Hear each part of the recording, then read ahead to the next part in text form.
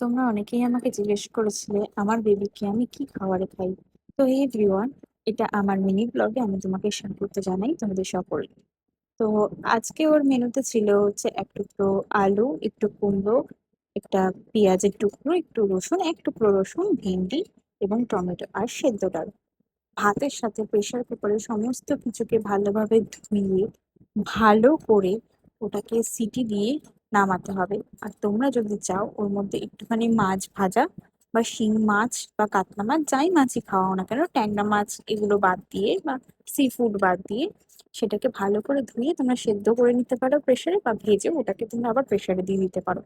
সমস্ত কিছুকে ভালো করে অল্প জল এবং হলুদ দিয়ে সিটি মেরে দিয়ে এবং নামানোর সময় একটু বাটার বা একটু ঘি দিয়ে তোমরা খাওয়াতে পারো। আর তোমরা তোমাদের বাচ্চাকে কি খাবার খাওয়াচ্ছ সেটা কিন্তু অবশ্যই আমাকে কমেন্টে জানিয়ে দিও। ভালো লাগলে লাইক, কমেন্ট এন্ড সাবস্ক্রাইব করে দিও। টাটা।